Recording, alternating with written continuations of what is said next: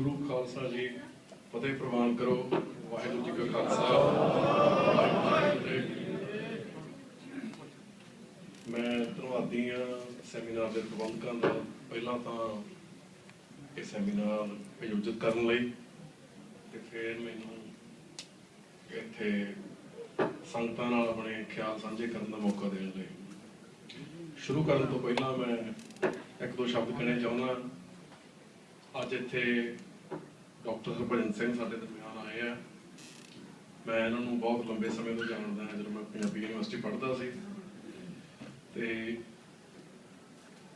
स्पष्ट है कि जे तुसीं सैमीनार के प्रबंधकों ने डॉक्टर साहब नूं सद्दा पत्र दिता तो उन्हों की विलुप्ता तो जाणू हाँ, पर मैं अपने वालों कहना चाहुंदा कि डॉक्टर साहब नूं गुरमत दा संगीत दा दुनिया के होर धर्म ग्रंथां दी जिन्नी बरीक ते डूंगी वाकफी है, मैं अपने विद्यार्थी जीवन च इन्हां तो बहुत कुछ हासिल किया ते मैं बड़ा ऋणी हाँ इन्हां दा। अजकल जिहड़ा ये काम कर रहे हैं निरुक्त श्री गुरु ग्रंथ साहब बारे, असीं साडी इच्छा है कि वह काम जिहड़ा संपूर्ण होवे और वह इन्ना क वड्डा कारज है कि वह पीढ़ियां च पूरा होने वाला कारज है। गुरु ग्रंथ साहब के कले कले शब्द दीयां जिहड़ियां जड़ां की खोज करनी, उहदी एटमोलॉजिकल जानकारी देनी सानूं सारिआं नूं। सो डॉक्टर साहब के दर्शन करके वधिया लग्या। जिहड़े विषय ते मैं गल करनी है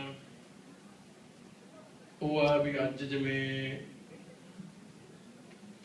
सिक्खी नूं किवें समझिया जाना है, इहदे बारे बहुत तिखी किस्म की चर्चा चल रही है, जिहड़ी शायद जिन्नी गंभीर होनी चाहिए उन्नी गंभीर तो नहीं, पर तिखी बहुत ज्यादा। उहदे च की है भी कुछ खास किस्म दी धिरां जिन्हां कोल दावा है कि उन्हां नूं गुरमत की सही जानकारी है ते वो सही जानकारी सिर्फ प्रचारण की लोड़ है। गुरमत बहुत सादा, इहनूं समझ के प्रचार के जिउण की लोड़ है। ये गल दे अपने आप च कोई अर्थ नहीं निकलते। ये गल दे किसी भी किस्म के चंगे या माड़े अर्थ कढ़े जा सकते हैं। ये बहुत एक वेग जी स्टेटमेंट है। ये पैदा कित्थों होई ते इहदे करके सानू किस किस्म के संकट का शिकार होना पै रहा, उहदे बारे मैं थोड़ी जी विचार करनी चाहूँगा कि अज जिवें सिख मिशनरी कॉलेज नाल संबंधित हुण होर बहुत संस्थावां बन चुकियां, गुरमत ज्ञान मिशनरी कॉलेज, उत्थे प्रचारक पैरा कीते जांदे आ जिन्हां कोले फॉर्मल एजुकेशन ज़्यादातर 10वीं तो ज़्यादा नहीं हुंदी, 3 साल का उत्थे कोर्स करते हैं तो उस तो बाद अपने आप को प्रोफैसर कहाउंदे आ, जिहड़ा कि जायज़ नहीं। जिहड़ा प्रोसैस प्रोफैसर बनने लई बंदे नूं चाहीदा वो प्रोसैस जिहड़ा स्किप करके जिहड़ा वो योग्यता हासिल नहीं की जा सकती। गल शुरू करने तो पहला मैं भी स्पष्ट कर दियां कि जिहड़ियां विद्या दीयां पश्चिमी संस्थावां, यूनिवर्सिटियां, स्कूल कॉलेज, उन्हां नूं असीं कोई खास उच्ची थां दे के होर तरह की विद्या जिहड़ी उहनूं छुटिया के वेखण की कोशिश नहीं कर रहे। जिहड़ी संप्रदाय विद्या वो साडी अपनी विद्या, संप्रदाय विद्या दे विच जिहड़ियां चीज़ां वो सिक्खी दे ज़्यादा नेड़े नहीं, उन्हां च जिहड़ी दार्शनिक गंभीरता वो चंगी भी है तो वखरी भी है। तो मैं जिहड़ी आधुनिक गुरबाणी की व्याख्या उहदे नालों संप्रदाय व्याख्या जिहड़ी उहनूं पहल दिना ते मैं कहना जिहड़ी संप्रदाय है जिहड़े वो गुरबाणी नाल फिलोसॉफिकल लहजे नाल इंगेज करते हैं ते शब्दां दे जिहड़े डूंघे अर्थ है वो सामने कढ के लियाउंदे आ। जदों कि जिहड़ा मॉडर्निस्ट है वो हर गल नूं सिंपलीफाई कर रहा, सीधे सीधे अर्थ कढ रहा। कई बारी उहदे नाल जिहड़े मैं नहीं कहता कोई भी व्याख्याकार पूरे शब्दों के अर्थ समझाउंदा, पर संप्रदायां दी सिफत यह है कि संप्रदाय व्याख्याकार पूरे अर्थ देण दा दावा नहीं करते। वो कहते भी असीं कोशिश कर रहे हैं। जिवें ਸੰਤ ਜਰਨੈਲ ਸਿੰਘ ਜੀ ਭਿੰਡਰਾਂ ਵਾਲੇ ਜਿਹੜੇ ਕਿ ਦਮਦਮੀ ਟਕਸਾਲ ਨਾਲ ਸੰਬੰਧਿਤ ਸੀ, ਉਹ ਕਹਿੰਦੇ ਵੀ ਗੁਰਬਾਣੀ ਜਿਹੜੀ ਆ ਇਹ ਸਮੁੰਦਰ ਆ ਤੇ ਬੰਦਾ ਮੱਛੀ ਵਾਂਗੂ ਆ, ਜਾਂ ਗੁਰਬਾਣੀ ਅਸਮਾਨ ਆ ਤੇ ਬੰਦਾ ਪੰਛੀ ਵਾਂਗੂ ਆ, ਉਹ ਜਿੱਧਰ ਮਰਜ਼ੀ ਉੱਡਿਆ ਫਿਰੇ, ਉਹ ਆਨੰਦ ਲੈ ਸਕਦਾ ਪਰ ਜਿਹੜਾ ਥਾਂ ਨਹੀਂ ਪਾ ਸਕਦਾ। ਸੰਪਰਦਾਇ ਵਿਆਖਿਆ ਪ੍ਰਣਾਲੀਆਂ ਇਸ ਬੇਸਿਕ ਅਪਰੋਚ ਕਰਕੇ ਉਹ ਵੱਡੇ ਥਾਂ ਤੇ ਖੜੀਆਂ। ਜਿਹੜੀ ਆਧੁਨਿਕ ਵਿਆਖਿਆ ਪ੍ਰਣਾਲੀ ਆ ਉਹਦੇ ਚ ਕੀ ਸਮੱਸਿਆਵਾਂ, ਸੰਪਰਦਾਇ ਵਿਆਖਿਆ ਪ੍ਰਣਾਲੀਆਂ ਦੇ ਵਿੱਚ ਕੀ ਕੀ ਟਰਾਂਸਫਾਰਮੇਸ਼ਨ ਹੋਈਆਂ, ਉਹਦੇ ਬਾਰੇ ਮੈਂ ਥੋੜੀ ਜਿਹੀ ਗੱਲ ਕਰਨੀ ਹੈ। ਸੋ ਸੰਪਰਦਾਇ ਵਿਆਖਿਆ ਪ੍ਰਣਾਲੀ ਸ਼ਾਇਦ ਸਾਰਿਆਂ ਨੂੰ ਨਾ ਪਤਾ ਹੋਵੇ। ਆਮ ਤੌਰ ਤੇ ਮਿਸ਼ਨਰੀ ਵੀਰਾਂ ਵੱਲੋਂ ਸੰਪਰਦਾਇ ਵਿਆਖਿਆ ਨੂੰ ਬ੍ਰਾਹਮਣਵਾਦੀ ਵਿਆਖਿਆ ਕਿਹਾ ਜਾਂਦਾ, ਪਰ ਥੋੜਾ ਜਿਹਾ ਨਿਖੇੜ ਕੇ ਵੇਖਣ ਦੀ ਲੋੜ ਆ। ਗੁਰਮਤਿ ਦੀਆਂ ਗੁਰਬਾਣੀ ਦੀਆਂ ਵਿਆਖਿਆ ਪ੍ਰਣਾਲੀਆਂ ਦਾ ਜੇ ਇਤਿਹਾਸ ਵੇਖੀਏ, ਉਹਦੇ ਚ ਉਦਾਸੀ ਸਾਧੂਆਂ ਨੇ ਗੁਰਬਾਣੀ ਦੀ ਵਿਆਖਿਆ ਕੀਤੀ ਹੈ। ਆਨੰਦ ਘਨ ਦੇ, ਜਪਜੀ ਸਾਹਿਬ ਦੇ, ਆਸਾ ਦੀ ਵਾਰ ਦੇ ਟੀਕੇ ਜਿਹੜੇ ਆ ਉਹ ਕਾਫੀ ਮਸ਼ਹੂਰ ਆ ਤੇ ਮਿਲਦੇ ਵੀ ਆ। ਨਿਰਮਲਿਆਂ ਨੇ ਵੀ ਕੀਤੀ ਆ। ਨਿਰਮਲੇ ਪਹਿਲਾਂ ਖਾਲਸਾ ਪੰਥ ਦਾ ਹਿੱਸਾ ਹੀ ਸੀ, ਹੌਲੀ ਹੌਲੀ ਉਹਨਾਂ ਦੀ ਟਰਾਂਸਫਾਰਮੇਸ਼ਨ ਹੋਈ ਹੈ, ਫਰਕ ਪਿਆ। ਨਿਰਮਲਿਆਂ ਚੋਂ ਜਿਹੜੇ ਵੱਡੇ ਵਿਦਵਾਨ ਆ ਉਹ ਭਾਈ ਸੰਤੋਖ ਸਿੰਘ ਆ। ਉਹਨਾਂ ਦਾ ਗਰਭਗੰਜਨੀ ਟੀਕਾ ਜਪਜੀ ਸਾਹਿਬ ਦੀ ਵਿਆਖਿਆ ਜਿਹੜੀ ਉਹਨਾਂ ਨੇ ਆਨੰਦ ਘਨ ਦੇ ਟੀਕੇ ਦੇ ਜਵਾਬ ਦੇ ਤੌਰ ਤੇ ਲਿਖਿਆ, ਉਹ ਬਹੁਤ ਕਮਾਲ ਦੀ, ਬਹੁਤ ਡੂੰਘੀ ਡਿਬੇਟ ਹੈ। ਤੀਜੀ ਜਿਹੜੀ ਗਿਆਨੀ ਸੰਪਰਦਾ, ਉਹ ਖਾਲਸਾ ਪੰਥ ਦੀ ਸੰਪਰਦਾ, ਉਹ ਭਾਈ ਮਨੀ ਸਿੰਘ ਤੋਂ ਸ਼ੁਰੂ ਹੁੰਦੀ ਹੈ ਤੇ 20ਵੀਂ ਸਦੀ ਤੋਂ ਪਹਿਲਾਂ 19ਵੀਂ ਸਦੀ ਦੇ ਅਖੀਰ ਚ ਸਿੰਘ ਸਾਹਿਬ ਗਿਆਨੀ ਭਗਵਾਨ ਸਿੰਘ ਇਹ ਸੰਪਰਦਾ ਦੇ ਵੱਡੇ ਵਿਆਖਿਆਕਾਰ ਹਨ। ਉਹਨਾਂ ਦਾ ਜੈਤਸਰੀ ਦੀ ਵਾਰ ਦਾ ਟੀਕਾ ਜਿਹੜਾ ਉਹ ਬ੍ਰਿਟਿਸ਼ ਲਾਇਬ੍ਰੇਰੀ ਚ ਮਿਲਦਾ। ਉਸ ਤੋਂ ਬਾਅਦ ਗਿਆਨੀ ਨਾਰਾਇਣ ਸਿੰਘ ਮੁਜੰਗ ਵਾਲੇ, ਉਹ ਬਹੁਤ ਡੂੰਘੇ ਵਿਆਖਿਆਕਾਰ ਆ ਗੁਰਬਾਣੀ ਦੇ। ਉਹਨਾਂ ਨੇ ਇੱਕ ਟੀਕਾ ਕੀਤਾ ਸੀ ਫਰੀਦਕੋਟ ਘਰਾਣੇ ਲਈ, ਜਿਹੜਾ ਫਰੀਦਕੋਟ ਘਰਾਣੇ ਨੇ ਨਾ ਉਹਨਾਂ ਨੂੰ ਵਾਪਸ ਕੀਤਾ ਤੇ ਨਾ ਛਾਪਿਆ। ਉਸ ਤੋਂ ਬਾਅਦ ਉਹਨਾਂ ਨੇ ਦੁਬਾਰਾ 11 ਮਹੀਨਿਆਂ 'ਚ ਹੀ ਪੂਰਾ ਟੀਕਾ ਕੀਤਾ ਇੱਕ। ਫਿਰ ਉਹ ਲਿਖਦੇ ਆ ਵੀ ਮੈਂ ਸਿੰਘ ਸਾਹਿਬ ਗਿਆਨੀ ਭਗਵਾਨ ਸਿੰਘ ਜੀ ਨਾਲ ਤੋਂ ਸੁਧਾਈ ਕਰਵਾ ਕੇ ਉਹ ਟੀਕਾ ਛਾਪਿਆ। ਉਹਦੀਆਂ 5 ਜਲਦਾਂ ਪੰਜਾਬੀ ਯੂਨੀਵਰਸਿਟੀ ਪਟਿਆਲਾ ਦੀ ਲਾਇਬ੍ਰੇਰੀ 'ਚ ਪਈਆਂ, ਪਰ 1934 ਜਾਂ 36 ਦੇ ਸਾਲਾਂ 'ਚ ਉਹ 1934 'ਚ ਲਾਹੌਰ ਤੋਂ ਉਹ ਸਾਰਾ ਟੀਕਾ 10 ਇੰਚੀਆਂ ਛਪਿਆ।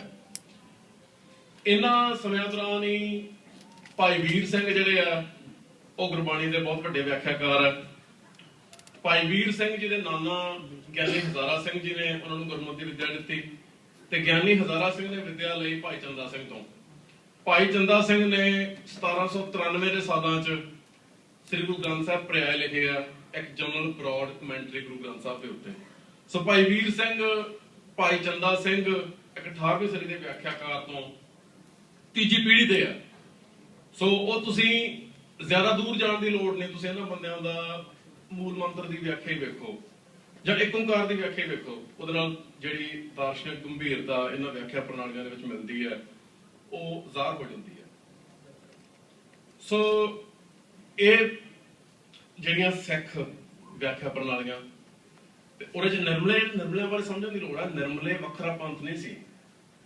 1862 ਦੀ ਇੱਕ ਨਿਰਮਲਿਆਂ ਦਾ ਜਿਹੜਾ ਬਾਈਲਾਜ਼ ਵਰਗੀ ਇੱਕ ਰੂਲਸ ਐਂਡ ਰੈਗੂਲੇਸ਼ਨ ਵਰਗੀ ਲਿਖਤ ਮਿਲਦੀ ਹੈ, ਜਿਹਦੇ ਚ ਉਹਨਾਂ ਨੇ ਲਿਖਿਆ ਵੀ ਡੇਰੇ ਦਾ ਮਹੰਤ 5 ਕਕਾਰਾਂ ਦਾ ਧਾਰਨੀ ਹੋਣਾ ਚਾਹੀਦਾ। 5 ਕਕਾਰ ਤਾਂ ਅੰਮ੍ਰਿਤਧਾਰੀ ਸਿੱਖ ਹੀ ਧਾਰਦਾ। ਸੋ 10ਵੇਂ ਪਾਤਸ਼ਾਹ ਵੇਲੇ ਜਦੋਂ ਨਿਰਮਲੇ ਸਕਾਲਰਸ਼ਿਪ ਚ ਆਏ ਆ, ਉਹ ਖਾਲਸਾ ਅੰਮ੍ਰਿਤਧਾਰੀ ਸਿੰਘ ਸੀ ਜਿਹੜੇ ਸਕਾਲਰਲੀ ਐਕਟੀਵਿਟੀ ਕਰਦੇ ਸੀ। ਹੌਲੀ ਹੌਲੀ ਉਦਾਸੀਆਂ ਨਾਲ ਡਾਇਲਾਗ ਦੇ ਵਿੱਚ, ਉਦਾਸੀਆਂ ਦੇ ਵਿੱਚ ਬੇਦੀਆਂ ਦਾ ਬੋਲਬਾਲਾ ਸੀ। ਬੇਦੀ ਜਿਹੜੀ ਗੁਰੂ ਸਾਹਿਬ ਨੂੰ ਉਸ ਤਰੀਕੇ ਨਾਲ ਐਕਨੋਲਜ ਨਹੀਂ ਸੀ ਕਰਦੇ, ਬਾਬਾ ਸ੍ਰੀ ਚੰਦ ਤੋਂ ਵੱਖਰੀ ਲੀਹ ਚਲਾਉਂਦੇ ਸੀ। ਸੋ ਉਹ ਬੇਦੀਆਂ ਕਰਕੇ ਉਦਾਸੀਆਂ ਦੇ ਰਾਹੀਂ ਜਿਹੜਾ ਬ੍ਰਾਹਮਣਵਾਦ ਆ ਉਹ ਆਇਆ ਵੀ ਹੈ, ਉਹਨਾਂ ਤੇ ਅਸਰ ਵੀ ਪਏ ਆ। ਪਰ ਨਿਰਮਲਾ ਸੰਪਰਦਾਇ ਅੱਡ ਹੈ, ਦਮਦਮੀ ਟਕਸਾਲ ਅੱਡ ਹੈ, ਨਿਹੰਗ ਸਿੰਘ ਅੱਡ ਹੈ। ਜਿਹੜੇ ਨਿਹੰਗ ਸਿੰਘਾਂ ਦੀ ਵਿਆਖਿਆ ਪ੍ਰਣਾਲੀ ਉਹਦੇ ਬਾਰੇ ਮੈਂ ਜ਼ਿਕਰ ਨਹੀਂ ਕੀਤਾ, ਪਰ ਨਿਹੰਗ ਸਿੰਘ ਜਿਹੜੇ ਆ ਉਹ ਵੀ ਖਾਲਸਾ ਪੰਥ ਦੇ ਵਿਦਵਾਨ ਸੀ, ਉਹਨਾਂ ਦੀ ਬੜੀ ਕਮਾਲ ਕੰਟਰੀਬਿਊਸ਼ਨ ਰਹੀ। ਹੁਣ ਕੀ ਹੋਇਆ? 1849 ਚ ਸਿੱਖ ਰਾਜ ਤਬਾਹ ਹੋ ਗਿਆ। 1849 ਤੋਂ ਪਹਿਲਾਂ ਇੱਕ ਫੁੱਲ ਫਲੈਜ ਵੈਲ ਐਸਟੈਬਲਿਸ਼ਡ ਜਿਹੜਾ ਸਿੱਖਾਂ ਦਾ ਐਜੂਕੇਸ਼ਨ ਸਿਸਟਮ ਮਹਾਰਾਜਾ ਰਣਜੀਤ ਸਿੰਘ ਨੇ ਬਣਾਇਆ। 1875 ਦੇ ਵਿੱਚ ਇੰਗਲੈਂਡ 'ਚ ਐਜੂਕੇਸ਼ਨ ਜਿਹੜੀ ਹੈ ਲਾਜ਼ਮੀ ਹੁੰਦੀ ਹੈ ਹਰ ਬੰਦੇ ਲਈ। ਪੰਜਾਬ 'ਚ 1849 ਤੋਂ ਪਹਿਲਾਂ ਸੀ। ਅੰਗਰੇਜ਼ਾਂ ਨੇ ਐਸਟੈਬਲਿਸ਼ ਕੀਤਾ ਕਿ ਉਹਨਾਂ ਦੇ ਆਉਣ ਤੋਂ ਪਹਿਲਾਂ ਜਿਹੜੀ ਇੰਸਟਰਕਸ਼ਨ ਦਾ ਮੀਡੀਅਮ ਸੀ, ਜਿਹੜੀ ਇੰਸਟਰਕਸ਼ਨ ਔਰਲ ਹੁੰਦੀ ਸੀ, ਕਿ ਬੋਲ ਕੇ ਸਿਖਾਇਆ ਜਾਂਦਾ ਸੀ। ਜਿਹੜੀ ਰਿਟਨ ਇੰਸਟਰਕਸ਼ਨ ਹੈ ਚੱਲਦੀ ਨਹੀਂ ਸੀ, ਬਿਲਕੁਲ ਗਲਤ ਗੱਲ ਆ। ਜਿਹੜੇ ਲਿਖਤੀ ਪਾਠ ਪੁਸਤਕਾਂ ਸਿੱਖ ਰਾਜ ਵੇਲੇ ਬਹੁਤ ਵੱਡੇ ਪੱਧਰ ਤੇ ਹੁੰਦੀਆਂ ਸੀ। ਮਿਸਾਲ ਦੇ ਤੌਰ ਤੇ ਜਿਹੜਾ ਕਾਇਦਾ, ਉਹ ਕਾਇਦੇ ਦੀਆਂ ਕਾਪੀਆਂ ਨੰਬਰਦਾਰਾਂ ਕੋਲ ਜਾਂਦੀਆਂ ਸੀ ਛਪ ਕੇ, ਤੇ ਨੰਬਰਦਾਰਾਂ ਦੀ ਜ਼ਿੰਮੇਵਾਰੀ ਬਣਦੀ ਸੀ ਕਿ ਹਰ ਪਿੰਡ ਦੇ ਵਿੱਚ, ਹਰ ਘਰ 'ਚ ਜਿਹੜਾ ਕਾਇਦਾ ਪਹੁੰਚਾਉਣਾ। 1849 ਦੇ ਵਿੱਚ ਜਦੋਂ ਅੰਗਰੇਜ਼ਾਂ ਨੇ ਸਿੱਖ ਰਾਜ ਤੇ ਕਬਜ਼ਾ ਕੀਤਾ, ਉਹਨਾਂ ਨੇ ਪਹਿਲਾਂ ਇਹ ਗੱਲ ਦੀ ਤਸੱਲੀ ਕੀਤੀ ਕਿ ਹਰ ਘਰ ਦੇ ਵਿੱਚ ਜਿਹੜਾ ਕਾਇਦਾ ਕੱਢ ਕੇ ਗਲੀਆਂ 'ਚ ਢੇਰ ਲਾ ਕੇ ਹਰ ਪਾਠ ਪੁਸਤਕ ਨੂੰ ਅੱਗ ਲਾਈ ਗਈ। ਮੈਂ ਕੋਈ ਸੁਣੀ ਸੁਣਾਈ ਗੱਲ ਨਹੀਂ ਕਰ ਰਿਹਾ। ਆਸਟਰੀਅਨ ਹੰਗੇਰੀਅਨ ਲਿੰਗੁਇਸਟ ਲਾਈਟਨਰ ਦੀ ਕਿਤਾਬ ਹੈ, G.W. ਲਾਈਟਨਰ the history of indigenous education ਇਨ ਪੰਜਾਬ, ਜਿਹੜੀ ਉਹਨੇ 1882 ਚ ਪੂਰੀ ਕੀਤੀ ਹੈ। ਉਹ ਕਿਤਾਬ ਦੇ ਵਿੱਚ 1000 ਸਫ਼ੇ ਦੀ ਕਿਤਾਬ ਹੈ। ਨਾ ਸਿਰਫ ਜਿਹੜੀ ਸਿੱਖ ਐਜੂਕੇਸ਼ਨ ਦਾ ਲੈਵਲ ਤੇ ਸਟੈਂਡਰਡ ਸੀ, ਸਕੂਲ ਐਜੂਕੇਸ਼ਨ ਤੋਂ ਲੈ ਕੇ ਹਾਇਰ ਐਜੂਕੇਸ਼ਨ ਤੱਕ, ਮੈਡੀਕਲ ਸਾਇੰਸ ਦੀ ਐਜੂਕੇਸ਼ਨ ਤੇ ਟੈਕਸਟਾਈਲ ਦੀ ਤੇ ਓਰੀਐਂਟਲ ਫਿਲਾਸਫੀਜ਼ ਦੀ, ਸਗੋਂ ਕੱਲੇ ਸਕੂਲ ਦਾ, ਟੀਚਰਾਂ ਦਾ ਵੇਰਵਾ ਵੀ ਦਿੱਤਾ। ਸੋ ਲਾਈਟਨਰ ਦੀ ਇਸ ਮਾਮਲੇ 'ਚ ਗਵਾਹੀ ਹੈ ਕਿ ਜਿਹੜਾ ਸਿੱਖਾਂ ਦੇ ਘਰੋਂ ਕਿਤਾਬਾਂ ਕੱਢ ਕੇ ਅੰਗਰੇਜ਼ਾਂ ਜਿਹੜੇ ਸਾਡੇ ਸਰੋਤ ਆ ਉਹ ਤਬਾਹ ਕੀਤੇ। ਹੁਣ ਕੀ ਹੋਇਆ ਵੀ ਅੰਗਰੇਜ਼ਾਂ ਦੀ ਇਹ ਕੀਤੀ ਤਬਾਹੀ ਤੋਂ ਪਹਿਲਾਂ ਮੁਗਲਾਂ ਨਾਲ ਜੰਗਾਂ ਯੁੱਧਾਂ 'ਚ ਸਿੱਖਾਂ 'ਚ ਹੋਰ ਵੀ ਬਹੁਤ ਸਾਰੀਆਂ ਤਬਾਹੀਆਂ ਹੋ ਚੁੱਕੀਆਂ। ਸੋ ਅੱਜ ਲੋਕ ਕਹਿ ਦਿੰਦੇ ਆ ਪੰਜਾਂ ਕਕਾਰਾਂ ਦੀ ਗਵਾਹੀ ਲਿਆਓ ਜੀ, ਪੰਜ ਬਾਣੀਆਂ ਦੀ ਗਵਾਹੀ ਲਿਆਓ ਜੀ। ਭਾਵੇਂ ਕਿ ਗਵਾਹੀਆਂ ਮਿਲ ਜਾਂਦੀਆਂ, ਭਾਵੇਂ ਕਿ ਆਪਣੇ ਮਿਸ਼ਨਰੀਆਂ ਦੇ ਜਿਹੜੇ ਸਰਕਰਦਾ ਵਿਦਵਾਨ ਡਾਕਟਰ ਹਰਜਿੰਦਰ ਸਿੰਘ ਦਲਗੀਰ ਆਪਣੀ ਕਿਤਾਬ ਦੇ ਵਿੱਚ ਬਾਰ-ਬਾਰ ਭਾਈ ਸਰੂਪ ਸਿੰਘ ਕੋਸ਼ਿਸ਼ ਦੀ ਗੁਰੂ ਕੀਆਂ ਸਾਖੀਆਂ ਦੇ ਹਵਾਲੇ ਦੇ ਰਹੇ ਆ। ਤੇ ਸਰੂਪ ਸਿੰਘ ਕੋਸ਼ਿਸ਼ ਦੀ ਗੁਰੂ ਕੀਆਂ ਸਾਖੀਆਂ ਜਿਹੜੀਆਂ ਉਹ ਭੱਟਾਂ ਦੇ ਵਿੱਚੋਂ ਸੀ। ਉਹਨਾਂ ਨੇ ਆਪਣੇ ਵਡੇਰਿਆਂ ਦੀਆਂ ਭੱਟ ਵਹੀਆਂ ਦਾ ਅਧਿਐਨ ਕਰਕੇ ਉਹਦੇ ਵਿੱਚੋਂ ਸਾਖੀਆਂ ਇਕੱਠੀਆਂ ਕਰਕੇ 1795 ਦੇ ਨੇੜੇ ਜਿਹੜੀ ਇਹ ਕਿਤਾਬ ਹੈ ਇਹ ਤਿਆਰ ਕੀਤੀ ਭੱਟ ਆਖਰੀ 'ਚ। ਉਸ ਤੋਂ ਬਾਅਦ ਗੁਰਮੁਖੀ ਟ੍ਰਾਂਸਲੇਟਡ ਹੋਈ ਤੇ ਉਸ ਤੋਂ ਬਾਅਦ ਜਿਹੜੀ ਹੈ ਆਪਣਾ ਇਹ ਕਿਤਾਬ ਜਿਹੜੀ ਹੈ ਛਪ ਕੇ ਅੱਜ ਸਾਨੂੰ ਪੰਜਾਬੀ ਯੂਨੀਵਰਸਿਟੀ ਹੋਰ ਕਿਸੇ ਪਬਲਿਸ਼ਰ ਨੇ ਛਾਪੀ ਹੈ ਤੇ ਇਹ ਅੱਜ ਬਾਜ਼ਾਰ ਦੇ ਵਿੱਚ ਮਿਲਦੀ ਹੈ, ਖਰੀਦੀ ਜਾ ਸਕਦੀ ਹੈ। ਉਹਦੇ 'ਚ ਪੰਜ ਕਕਾਰਾਂ ਦੇ ਵੀ ਨਾਂ ਹੈ, ਉਹਦੇ 'ਚ ਪੰਜ ਬਾਣੀਆਂ ਦੇ ਵੀ ਨਾਂ ਹੈ ਵੀ ਆਹ ਬਾਣੀਆਂ ਪੜ੍ਹੀਆਂ ਗਈਆਂ ਜਿਹੜੀਆਂ ਜਪਜੀ ਸਾਹਿਬ, ਜਾਪ ਸਾਹਿਬ, ਤਖਤ ਸਾਹਿਬ ਸਵਈਏ, ਕਬੇ ਬਾਜ ਬੇਨਤੀ ਚੌਪਈ ਤੇ ਆਨੰਦ ਸਾਹਿਬ। ਇਸੇ ਤਰ੍ਹਾਂ 1701 ਦੀ ਗਵਾਹੀ ਸ੍ਰੀ ਗੁਰ ਕਥਾ ਭਾਈ ਜੈਤਾ ਜੀ ਦੀ ਲਿਖਤ ਉਹ ਸਾਨੂੰ ਮਿਲਦੀ ਹੈ 1699 ਜਾਂ 98 ਚ 98 ਚ ਕਹਿੰਦੇ ਆ ਆਪਣੇ ਭਾਈ ਜੈਤਾ ਜੀ ਉਹ ਖਾਲਸਾ ਸਾਜਿਆ ਗਿਆ। 2 ਸਾਲ ਬਾਅਦ ਦੀ 1699 ਤੋਂ 1701 ਸ੍ਰੀ ਗੁਰ ਕਥਾ ਜਿਹੜੀ ਹੈ ਉਹਦੇ ਚ ਪੰਜ ਬਾਣੀਆਂ ਦੇ ਪੰਜ ਕਕਾਰਾਂ ਦੇ ਨਾਂ ਹੈ। ਪਰ ਮੈਂ ਕਹਿਣਾ ਚਾਹੁੰਦਾ ਕਿ ਜੇ ਸਿੱਧੀਆਂ ਇਤਿਹਾਸਕ ਗਵਾਹੀਆਂ ਨਹੀਂ ਮਿਲਦੀਆਂ, ਫਿਰ ਵੀ ਜਿਹੜੀਆਂ ਪਰੰਪਰਾਵਾਂ ਦੇ ਆਧਾਰ ਤੇ ਮਰਿਆਦਾ ਨੂੰ ਐਸਟੈਬਲਿਸ਼ ਕਰਨ ਦੇ ਬਹੁਤ ਸਾਰੇ ਤਰੀਕੇ ਹੁੰਦੇ ਆ। ਇਸ ਨੁਕਤੇ ਵੱਲ ਆਪਾਂ ਮੁੜ ਕੇ ਆਉਂਦੇ ਆ। ਪਹਿਲਾਂ ਮੈਂ ਇਹ ਗੱਲ ਮੁੱਖ ਐਸਟੈਬਲਿਸ਼ ਕਰਨੀ ਚਾਹੁੰਦਾ ਕਿ ਜਿਹੜੇ ਸੰਕਟ ਦਾ ਅਸੀਂ ਸ਼ਿਕਾਰ ਹੋਏ ਆ ਉਹ ਸੰਕਟ ਦੀ ਵਜ੍ਹਾ ਕੀ ਹੈ। ਪਹਿਲਾ ਆਈਡੀਆ ਕਿ ਐਜੂਕੇਸ਼ਨ ਜਿਹੜੀ ਹੈ ਉਹ ਸਿਰਫ ਵੈਸਟਰਨ ਐਜੂਕੇਸ਼ਨ ਹੈ, ਹੋਰ ਕੋਈ ਜਿਹੜੀ ਐਜੂਕੇਸ਼ਨ ਹੈ ਉਹਨੂੰ ਐਜ਼ ਸਿੱਖਿਆ ਜਾਂ ਸਕਾਲਰਲੀ ਐਕਟੀਵਿਟੀ ਮਾਨਤਾ ਨਹੀਂ ਦਿੱਤੀ ਜਾ ਸਕਦੀ। ਇੱਥੋਂ ਗੱਲ ਸ਼ੁਰੂਆਤ ਹੁੰਦੀ ਹੈ। ਉਸ ਤੋਂ ਬਾਅਦ 1849 ਤੋਂ ਬਾਅਦ 1873 ਦੇ ਸਾਲਾਂ 'ਚ ਜਿਹੜੀਆਂ ਰਿਫਾਰਮ ਮੂਵਮੈਂਟਸ ਸ਼ੁਰੂ ਹੁੰਦੀਆਂ, ਸਿੰਘ ਸਭਾ ਮੂਵਮੈਂਟ ਚੱਲਦੀ ਹੈ, ਫਿਰ ਭਸੌੜੀਏ ਆਉਂਦੇ ਆ, ਉਹਦੇ ਨਾਲ ਜਿਹੜੀ ਸ਼ੁਰੂਆਤ ਹੋਈ ਉਹ ਸ਼ੁਰੂਆਤ ਦੀ ਅੱਜ ਅਸੀਂ ਸਿਖਰ ਵੇਖ ਰਹੇ ਹਾਂ। ਜਿਵੇਂ ਸਿੰਘ ਸਭਾ ਦੇ ਵਿਦਵਾਨਾਂ ਨੇ ਕੀ ਕੀਤਾ, ਉਹਨਾਂ ਨੇ ਅੰਗਰੇਜ਼ ਮਿਸ਼ਨਰੀਆਂ, ਈਸਾਈ ਮਿਸ਼ਨਰੀਆਂ ਤੇ ਅੰਗਰੇਜ਼ੀ ਹਕੂਮਤ ਦੇ ਜਿਹੜੇ ਅਹਿਲਕਾਰ ਸੀ ਉਹਨਾਂ ਦੇ ਸਵਾਲਾਂ ਦੇ ਜਵਾਬ ਦੇਣ ਲਈ, ਸਿੱਖੀ ਦੀ ਇੱਕ ਕੋਹਰੈਂਟ ਵਿਆਖਿਆ ਪੇਸ਼ ਕਰਨ ਲਈ ਜਿਹੜਾ ਮਾਡਰਨਿਸਟ ਈਡੀਅਮ ਹੈ, ਤਰਕਵਾਦੀ ਮੁਹਾਵਰਾ ਜਿਹੜਾ ਉਹ ਧਾਰਨ ਤਾਂ ਕੀਤਾ, ਪਰ ਉਹਦੇ ਆਧਾਰ ਤੇ ਜਿਵੇਂ ਸਾਰੀਆਂ ਸਿੱਖ ਪਰੰਪਰਾਵਾਂ ਨੂੰ ਕੋਈ ਨਵੀਂ ਸ਼ੇਪ ਦੇਣ ਦੀ ਕੋਸ਼ਿਸ਼ ਨਹੀਂ ਕੀਤੀ। ਜਿਹੜਾ ਤੇਜਾ ਸਿੰਘ ਭਸੌੜੀਆ ਸੀ ਉਹ ਕਹਿੰਦਾ ਸੀ ਬਾਏ ਦ ਬੁੱਕ ਚੱਲੋ, ਹਰ ਗੱਲ ਟੈਕਨੀਕਲ ਸੈਂਸ ਦੇ ਵਿੱਚ ਡਿਫਾਈਨ ਕਰੋ, ਜਿਹੜੀ ਟੈਕਨੀਕਲ ਸੈਂਸ ਦੇ ਵਿੱਚ ਡਿਫਾਈਨ ਨਹੀਂ ਕੀਤੀ ਜਾ ਸਕਦੀ ਉਹਨੂੰ ਸਿੱਖ ਪਰੰਪਰਾ ਦੇ ਵਿੱਚੋਂ, ਇਵਨ ਗੁਰੂ ਗ੍ਰੰਥ ਸਾਹਿਬ ਦੇ ਵਿੱਚੋਂ ਬਾਹਰ ਕੱਢੋ। ਸੋ ਆਬਵੀਅਸਲੀ ਤੇਜਾ ਸਿੰਘ ਭਸੌੜ ਦੇ ਸੁਝਾਅ ਜਿਹੜੇ ਉਹ ਪੰਥ ਨੇ ਪ੍ਰਵਾਨ ਨਹੀਂ ਕੀਤੇ ਤੇ ਤੇਜਾ ਸਿੰਘ ਭਸੌੜ ਨੂੰ ਬਿਲਕੁਲ ਹੀ ਪੰਥ ਚੋਂ ਬਾਹਰ ਹੋਣਾ ਪਿਆ। ਪਰ ਭਸੌੜੀਆਂ ਦੀ ਜਿਹੜੀ ਉਹ ਵਿਚਾਰਧਾਰਾ ਸੀ ਉਹ ਬਦਲਵੇਂ ਰੂਪ 'ਚ ਬਾਰ-ਬਾਰ ਸਾਡੇ ਸਾਹਮਣੇ ਆ ਰਹੀ ਹੈ। ਹੁਣ ਆਪਾਂ ਸਮਝਣ ਦੀ ਕੋਸ਼ਿਸ਼ ਕਰ ਰਹੇ ਹਾਂ ਕਿ ਜਿਹੜੀ ਵਿਚਾਰਧਾਰਾ ਦੀ ਗੱਲ ਕਰ ਰਹੇ ਹਾਂ ਉਹ ਵਿਚਾਰਧਾਰਾ ਅਸਲ ਦੇ ਵਿੱਚ ਹੈ ਕੀ। ਅੱਜ ਜਿਸ ਅਸੀਂ ਮੁਕਾਮ ਤੇ ਖੜੇ ਹਾਂ ਇਹ ਬਹੁਤ ਕ੍ਰਿਟੀਕਲ ਹੈ। ਇੱਥੇ ਕੋਸ਼ਿਸ਼ ਇਹ ਹੋ ਰਹੀ ਹੈ ਕਿ ਜਿਹੜੇ ਅੱਜ ਤੱਕ ਪੰਥ ਦੇ ਵਿੱਚ ਕੋਈ ਸ਼ੀਆ ਸੁੰਨੀ ਵਰਗੀ ਜਾਂ ਕੈਥੋਲਿਕ ਪ੍ਰੋਟੈਸਟੈਂਟ ਵਰਗੀ ਕੋਈ ਸਿੱਧੀ ਵੰਡੀ ਨਹੀਂ ਪਈ। ਦਮਦਮੀ ਟਕਸਾਲ, ਨਿਹੰਗ ਸਿੰਘ, ਅਖੰਡ ਕੀਰਤਨੀ ਜਥਾ, ਸਾਰਿਆਂ 'ਚ ਕੋਈ ਨਾ ਕੋਈ ਡਿਫਰੈਂਸਿਸ ਹੈਗੇ ਆ, ਬਹਿਸਾਂ ਵੀ ਚੱਲਦੀਆਂ, ਅਸਹਿਮਤੀਆਂ ਵੀ ਹੁੰਦੀਆਂ, ਪਰ ਪੰਥ ਜਿਹੜਾ ਉਹ ਆਪਣਾ ਸਫ਼ਰ ਇਕਜੁੱਟ ਹੋ ਕੇ ਜਿਹੜਾ ਉਹਨੇ ਕੰਟੀਨਿਊ ਕੀਤਾ। ਹੁਣ ਉਹ ਮੁਕਾਮ ਆਇਆ ਜਦੋਂ ਇੱਕ ਧਿਰ ਜਿਹੜੀ ਹੈ ਉਹ ਬਿਲਕੁਲ ਨਵੀਂ ਰੀਤ ਤੋਰਨਾ ਚਾਹੁੰਦੀ ਹੈ। ਉਹ ਧਿਰ ਦੇ ਜਿਹੜੇ ਮੋਢੀ ਬੰਦੇ ਆ ਉਸ ਧਿਰ ਦੇ ਪੈਰੋਕਾਰਾਂ ਵੱਲੋਂ ਉਹਨਾਂ ਨੂੰ ਵਿਦਵਾਨ ਕਿਹਾ ਜਾਂਦਾ।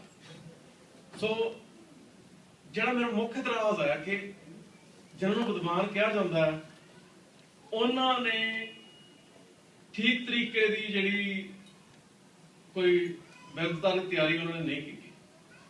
ਜਿਵੇਂ ਜਿਹੜਾ ਪ੍ਰੋਪਰ ਐਕੈਡੈਮਿਕ ਡਿਸਕੋਰਸ ਆ ਉਹਦੇ 'ਚ ਚੰਗੀ ਤਰ੍ਹਾਂ ਟ੍ਰੇਨਡ ਸਕਾਲਰ ਨਾ ਜੋਗਿੰਦਰ ਸਿੰਘ ਸਪੋਕਸਮੈਨ ਆ, ਨਾ ਪ੍ਰੋਫੈਸਰ ਦਰਸ਼ਨ ਸਿੰਘ ਰਾਗੀ ਆ, ਨਾ ਹੀ ਇੰਦਰ ਸਿੰਘ ਘੱਗਾ, ਨਾ ਧੁੰਦੇ ਨੇ ਤਾਂ ਹੋਣਾ ਕੀ ਆ, ਨਾ ਹੀ ਜਿਹੜੇ ਹੋਰ ਕੋਈ ਉਹਨਾਂ ਦੇ ਵੱਡੇ ਨਾਂ ਹੈ ਜਿਹੜੇ ਪ੍ਰਚਾਰ ਕਰਦੇ ਆ। ਉਹ ਸਿਰਫ ਬੰਦੇ ਜਿਹੜੇ ਕਥਾਕਾਰ ਆ, ਕਥਾਕਾਰ ਹੋਣਾ ਕੋਈ ਮਾੜੀ ਗੱਲ ਨਹੀਂ, ਪਰ ਹਰ ਗੱਲ ਦੇ ਆਪਣੇ ਗੁਣ ਵੀ ਆ ਤੇ ਆਪਣੀਆਂ ਜਿਹੜੀਆਂ ਉਹ ਲਿਮਿਟੇਸ਼ਨਸ ਵੀ ਆ।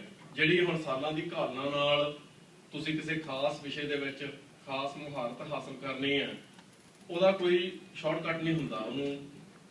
ਸੋ ਉਹ ਪ੍ਰੋਪਰ ਤਿਆਰੀ ਨਾ ਹੋਣ ਕਰਕੇ ਜਿਹੜੇ ਫੈਸਲੇ ਉਹਨਾਂ ਵੱਲੋਂ ਦਿੱਤੇ ਜਾ ਰਹੇ ਆ ਉਹ ਫੈਸਲੇ ਬਦਕਿਸਮਤੀ ਨਾਲ ਪਿਛਲੇ 20 ਸਾਲਾਂ 'ਚ ਪੰਜਾਬ 'ਚ ਜਿਹੜੀ ਇੱਕ ਐਜੂਕੇਟਡ ਕਲਾਸ ਪੈਦਾ ਹੋਈ ਹੈ, 15-20 ਲੱਖ ਬੰਦਾ BA ਪਾਸ, 5-10 ਲੱਖ ਬੰਦਾ MA ਪਾਸ, ਜਿਹੜਾ